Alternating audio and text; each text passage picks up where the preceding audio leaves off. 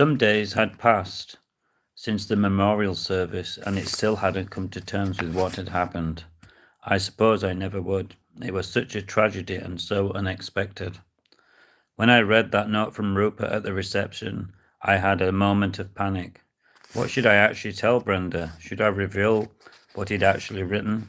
He said I was to tell the family at my discretion, and that didn't seem to include his secretary. I thought I should say that the note was full of expressions of exhaustion, given the pressures he had to face, and that I was not to despair, but to try to help us to move forward with hope. He had every confidence in the future of the diocese. It was all rather a lot to take in, and showed that he had anticipated that something might happen. On the spur of the moment, I have to admit, this is what I decided to pass on to Brenda. It didn't lessen her pain at losing an admired and indeed much loved boss, but it did conceal from her the truth. I just hoped she'd believe me. I asked her not to mention it to anyone. It was a private letter found in his private drawer, so no one else need know about it. I had told Brenda a lie, or rather, I had failed to be as honest as I should, and this increasingly worried me. What was more, I hadn't gone over to the family to tell them about the note and what it contained. If anything, I should have done that more or less straight away. How could I justify keeping the truth from them for so long? He wanted me to tell them if I thought it right, but would it be right? He hadn't told me to tell them, but if I did, it would cause much further pain when they were struggling under a great burden of grief as it was. Hello, viewers. Surely it would be more pastorally sensitive to hold back and not to add to their suffering. It was a moral dilemma, and I felt a bit ashamed that I continued to duck the issue as each day went by. Then Lucy rang and asked if she could come over to see us. Of course, I said yes. We'd be only too glad to welcome her, and would she like to come for lunch? We agreed to meet the following day. This caused me some further moral agony. If I was going to tell the family the truth, I'd have to do it tomorrow. I'd got 24 hours in which to make up my mind. From one point of view, I could think of it as a gentle way in, telling Lucy first rather than all of them together. Perhaps she could tell her mother and they could hug each other and cry together in private as a family. Hello, viewers. Please sub me if you like it. I'm reading Paul G. Brett, The Clinic, from Amazon.com. A very good book. Right, where am I? This caused me some further moral agony. If I was going to tell the family the truth, I'd have to do it tomorrow. I'd got 24 hours in which to make up my mind. From one point of view, I could think of it as a gentle way in, telling Lucy first rather than all of them together. Perhaps she could tell her mother and they could hug each other and cry together in private as a family. Yes, that was it.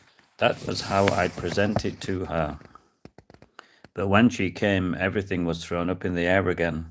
She was cross with me, or rather with the diocese as a whole, for not supporting her rather more openly when he was pilloried in the press and opposed in public at that synod meeting. It was our fault that her father had been driven to exhaustion and had not been able to drive his car more safely, coming back at night from that deanery's meeting. So what were we going to do about it? Of course, she was grateful for what I had said at the memorial service. I'd spoken positively and hopefully about her father, and that was right.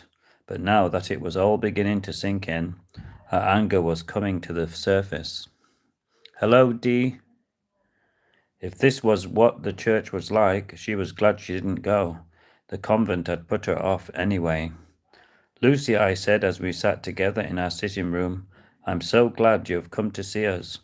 Dean had made some coffee and brought it in on a tray with some biscuits. Please sub me, viewers. Yes, you see, we've been agonizing about this whole thing. You said your father had a good opinion of me, and that's as maybe. But the truth of the matter is that I had a profound and a growing respect for him. He was going to be one of the great bishops of our diocese. I know, I do feel guilty that we didn't support him as much as we should have done, but we only know this, as it were, after the event. Hindsight is a marvelous thing. Sure is. For goodness sake, Mr. Holloway, my papa has died and you're turning it into some philosophical gobbledygook.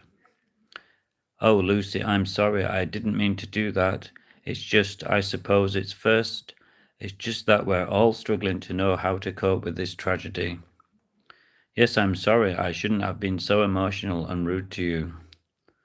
No, we quite understand, of course. We're delighted to see you here. Was there something in particular you wanted to tell us? Hello, viewers, please sub me. Actually, there was. Yes, do say. It's about that silver thing, the Epergine. Papa was going to sell it and use it for the poor. I know there was a problem to start with and the police got involved. I think that's appalling. We heard about that. He was accused of selling stolen property. He was, and it got into the papers too. That was so awful. But what's going to happen about it now then? Well, that's it. We know the Australian family who really owned it had agreed to it being sold and wanted it to be a charity fund. Mama feels that this would be such a good thing. We couldn't really keep it and put it on the table for posh dinners. It would be such a luxurious thing for us when the parishes were all struggling to pay their way. We couldn't do it. I'm glad that's how you feel. As you probably know, I got involved with the bakers and had been to talk to your father about it, so I am involved in it at all. Yes, thank goodness for that. You do know what I'm talking about. Yes, I do, so how can I help? Could you sell it for us? We've heard you know about Silver's auctions. As it happens, I have a friend who's an expert in antiques and who goes to auctions. I go with him sometimes, and he'll know what to do and how much it might be worth, and make sure it raises the best possible amount. Oh, yes, please, thank you so much. Will you do this for us? I will, and we could call it the Baker Knightsbridge Charity. Well, I'm not sure that would be wise. It'd connect your family with the sale, and people might put two and two together and link your father with the stolen property claim. Oh, I hadn't thought about that. Yes, you're right. So perhaps we could call it the Baker Bois Charity, and then no one would know about all that. I think that'd be a better idea. Where is it, by the way? We've got it at home. The police sent it back to us. Okay, shall I come over to collect it? I'll ring my friend and get his advice about arranging the sale. Thank you, Mama. I'll be so grateful to you. Well, let's have some lunch. You can stay, can't you? Yes, that'd be lovely. After a modest lunch, we relaxed and chatted about Lucy's orchestra and their new house in London, and she shared news with us about her sisters, and we told her about our daughter, Sam, and her friend, Amy. Then I realized there was another important matter I had to raise. I took a deep breath and began. Actually, Lucy, there is something else I think I ought to tell you. Yes? Do you remember at the reception your father's secretary, Brenda, collapsing to the floor? Yes, I did see that, and you bent down to help her up again. There was a letter, wasn't there, that you were looking at? Yes, there was, and that's what I need to talk to you about. It's a bit of a shock. Are you ready for this? Go ahead. Yes, please, do tell me what it said. Brenda found that letter in your father's desk, and it said on the envelope that it should be given to me on the occasion of his death. Oh no, is that so, really? He was so depressed and tired before he went off to that meeting. Do you think he suspected something might happen? I think he did. When he said he was so very sad, he spoke about his recent agonies of soul. He said his integrity had gone, his moral authority destroyed. I think he no longer felt confident about driving safely. His death may not just have been an avoidable accident.